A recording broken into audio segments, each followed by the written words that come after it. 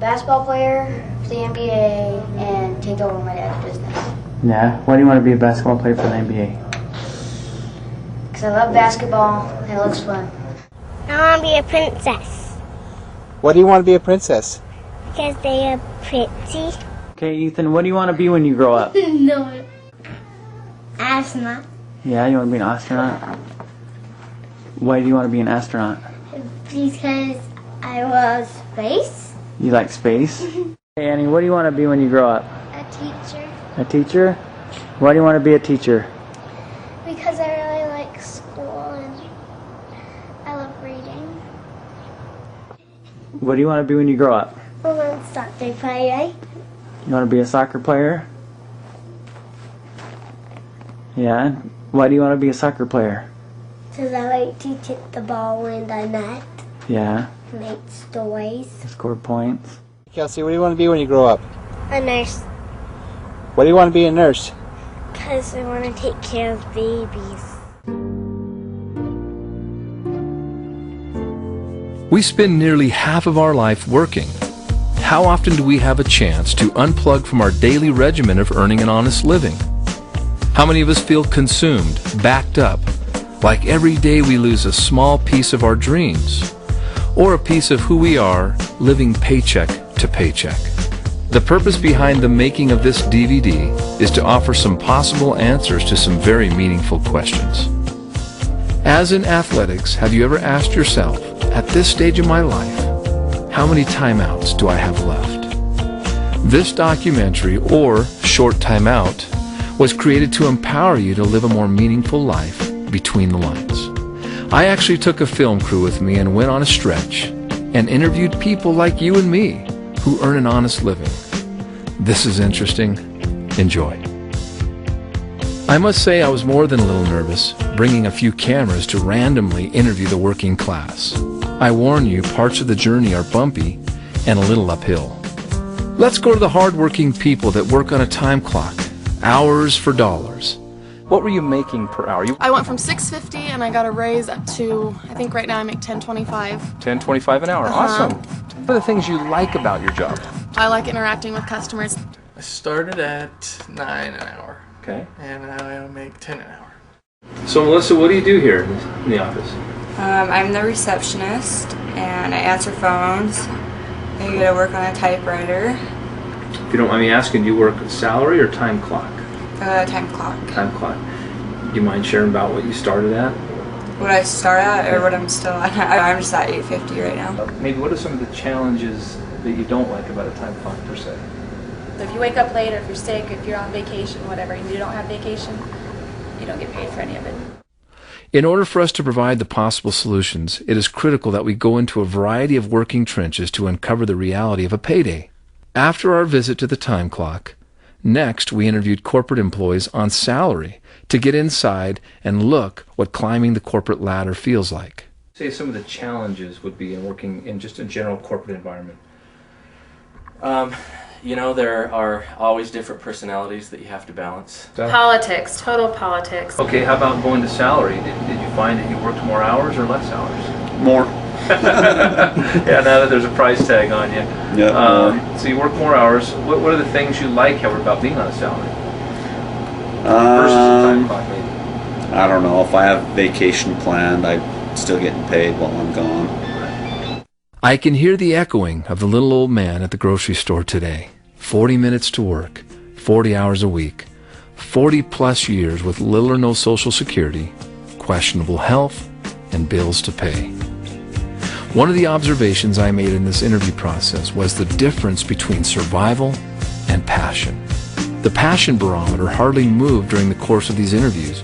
I can't help but think that the next significant event in their life is the possibility of death. This very second, young or old, it's a choice. Start living or not. Take Frank, who spent 20 years climbing the corporate ladder, maneuvering through corporate politics, only to discover that it was not his ladder. He was replaced by someone half his age for half his price. What if you had the money to start any business and be the boss? We actually visited the dreamers and entrepreneurs. We went to hamburger stands and hot dog stands and taco shops, pizza parlors, donut shops, coffee shops, mechanics, taxis, dry cleaners, contractors, tow trucks, retail clothing, gas and goes, and many, many more. So many people say to themselves, if I only had the money to fund myself to boss status, then I'd be happy. So guess what? We asked business owners the good, bad, and indifferent of owning their own business. The tell-all answers were in the questions of how much money and how much time. You get to be a fly on the wall. Check this out. I spent 7 days a week, 16 hours a day, 102 hours a week. Oh, 102 hours a week. Did you take a vacation? I took 4 days off the first year. How many cups of coffee you need to sell a day to pay your overhead and break even? At least 100 cups a day. Para negocio éxito, ¿cuántos ropas al día para éxito? Bueno, casi por lo regular 100, 150 al día. Just to start your pizza place, what kind of investment did it take from you? It took me roughly about $100,000. First year I opened, I went through about 30 employees. Maybe 400 burgers a day. 400 burgers a day. We're going to order. To start the business, it was in excess of $1 million capital. Total capital probably somewhere between $7 and $9 million. Wow. So payroll's pretty up there? Yeah, it's in excess of $500,000 a month. I work almost 12 hours every day. Almost 12 hours every day. Y más o menos, ¿cuántos postres al día para éxito en el negocio? 1,000. 1,000? Yeah. Ay. Y Juan, en el negocio, más o menos, ¿cuántos tacos al día por el negocio éxito? Probablemente hacemos como 200 a 300 tacos por día. Okay, I'm here with Steve, who's a general contractor. And Steve, how long have you been doing contracting work? For 45 years. That's the hardest part about what I do. I'd like to retire, and I have no retirement.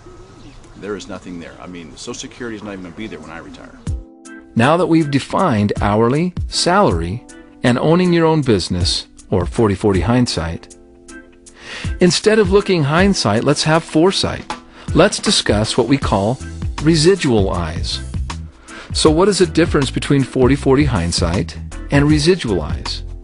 While they both have something to do with your vision, one sees the future, while the other, regretfully, sees only the past. So imagine having your own ladder, climbing it, and putting forth the same hard work and effort. So the question is that of your vision. Are you headed to 40/40 hindsight? We caught up with Kathy, owner of a large, healthy grocery store, running her conventional business with one foot in her home-based business, Residual income. Whether it's in network marketing or whether it's in traditional business, you're going to work hard. But in network marketing, you don't necessarily have to work as hard so long because you've got the residual income coming in. Where in a conventional business, you're going to work long and hard for a long time. Cool. Okay, so now we're going to show you how things look through residual eyes. If you could afford 30 or 40 of these and you got a piece of every single toe that went out every week, every month, you wouldn't have to work again. Okay, final question.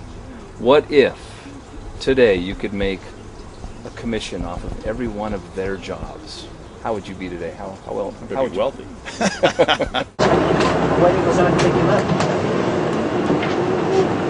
How many cars go by to get a ride? I'm curious. Pardon me? How many cars do you think have to go by before you would get a ride? Well, considering where I'm at, probably a couple hundred. Couple hundred? Time we went to Jamaica. And I think it's really key because if you have the right people in your organization and you train them properly and you really are a family, you can let them go, you don't have to babysit them, and when you come back, good things happen. Yeah, I've worked conventional businesses. I've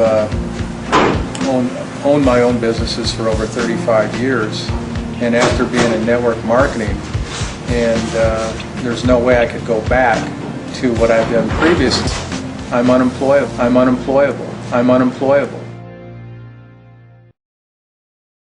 Okay, now that you have residual eyes, let's get that business started. So, you don't need all that startup money for buildings and offices and employees. And you're probably wondering, well, what do I do? Oh yeah, You've got to get your inventory for your new business. So now you get all excited because it's on its way to your house, and here comes that truck. You clear your garage as the truck backs in. You brace yourself for all that inventory because you are an overachiever. You admire your new business and its inventory. You're so proud of yourself. You take big bites. 10 days later, it's still there. And after wasting 10 days, you start thinking about a plan. 20 days later, you start stressing. You're so hard on yourself, feeling like you're a sucker. You've been taken advantage of. You've been ripped off. And finally, the month ends. Sadly, those who have no residual eyes start thinking about quitting. So they have a pity party. They even break into their own inventory, and then they realize that they're still in business. Remember, this is your business. Take responsibility for its success. If this is too much inventory for your home-based business, maybe you should have a time clock. It's important for you to be a product of your products. So what are you waiting for? Start creating your options now.